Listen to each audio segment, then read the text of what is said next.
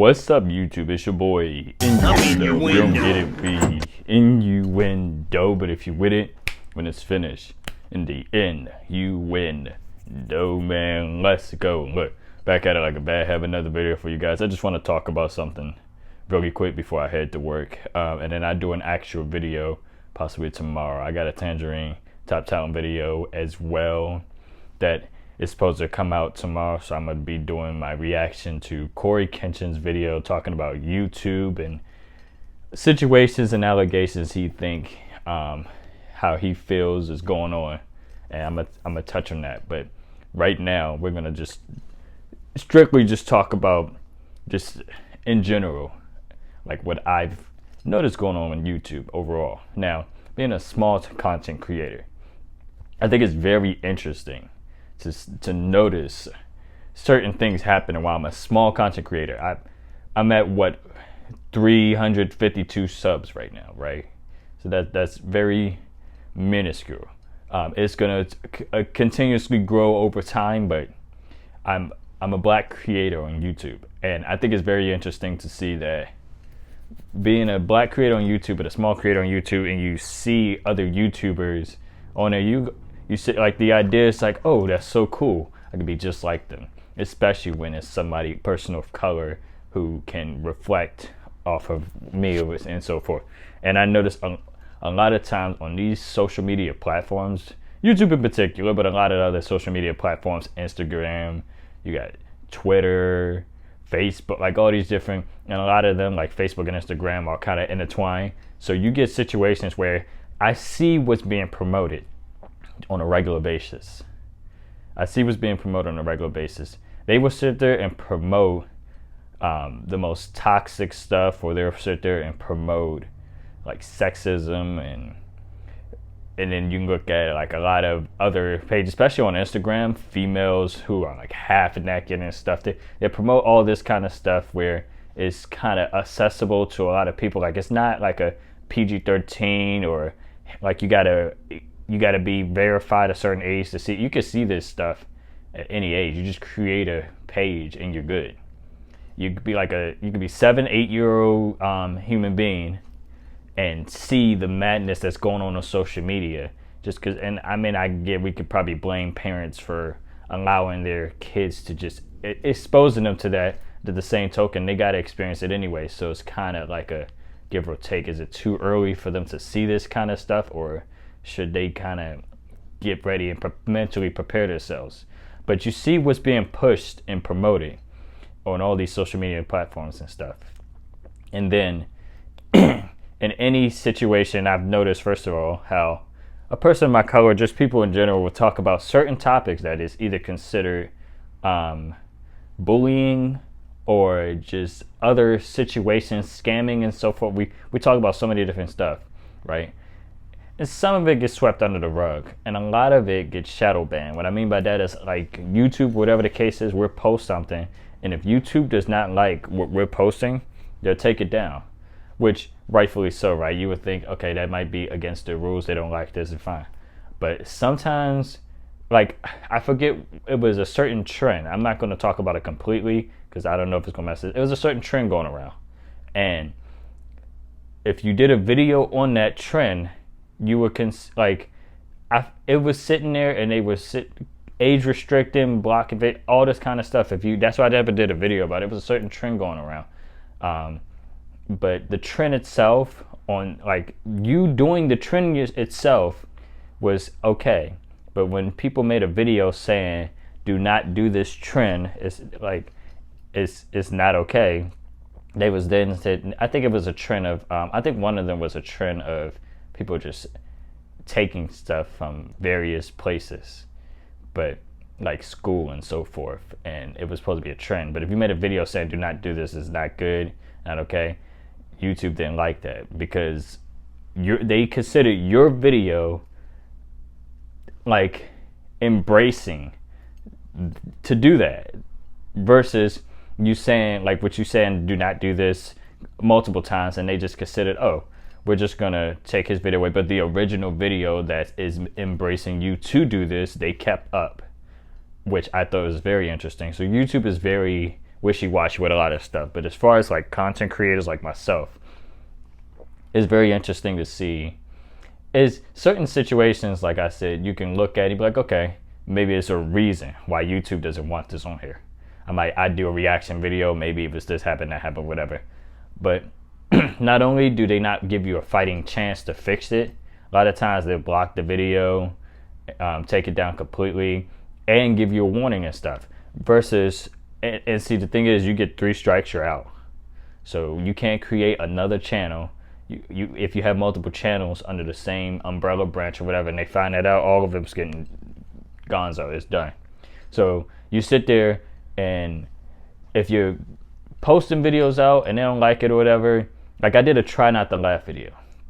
It was hilarious, and I'm sure it probably was a scene or whatever. They like this video is the video itself is still up there, but because I did a reaction to that video, then now my video itself becomes the problem.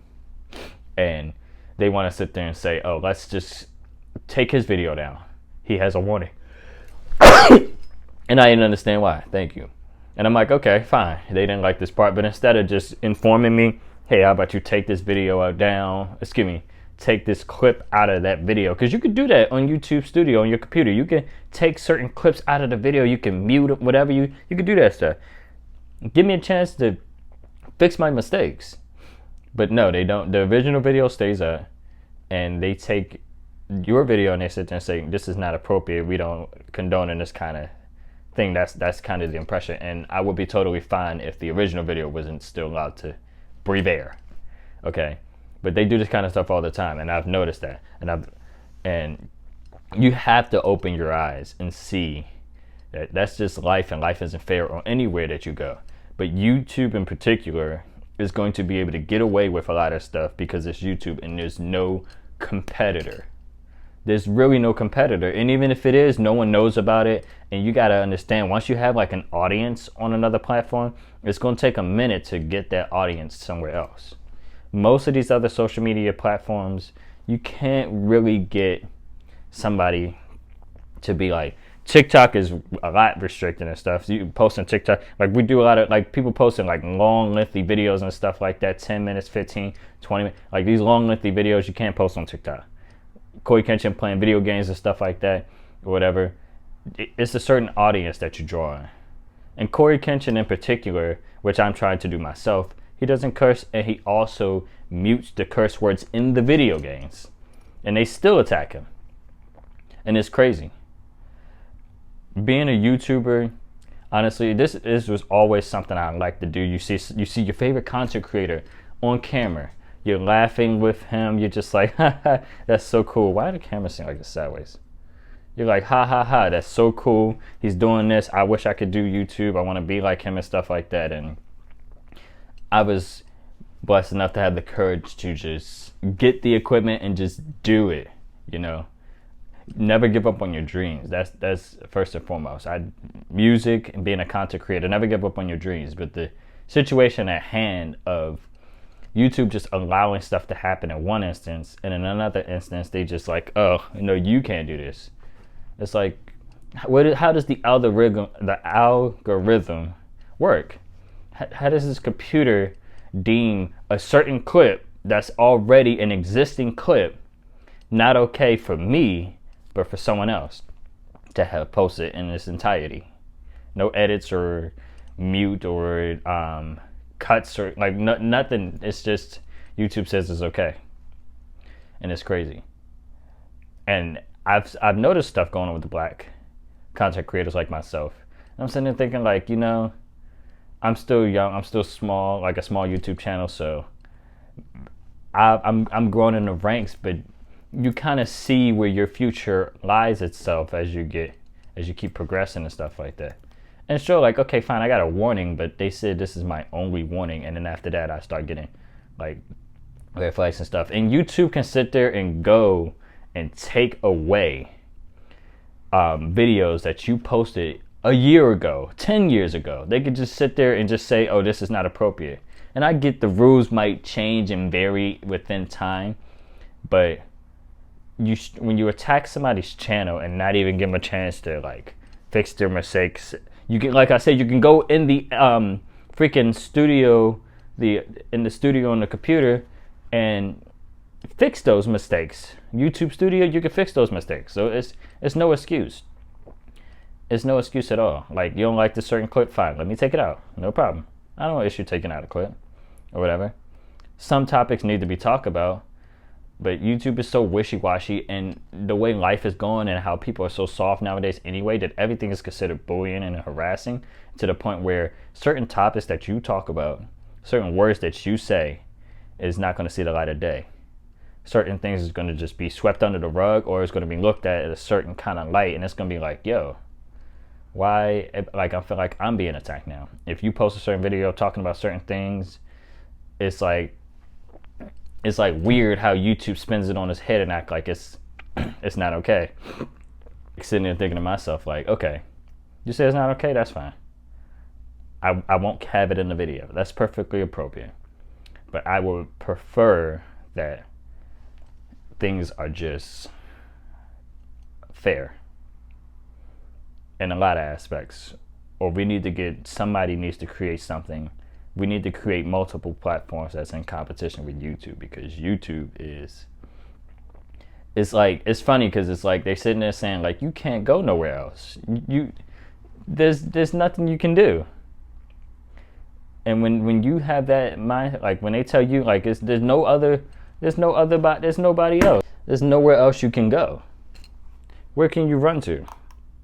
As soon as you try to run, you're gonna get stuck in a corner and come back. That's how YouTube treats us. And it's very interesting. It's very interesting indeed.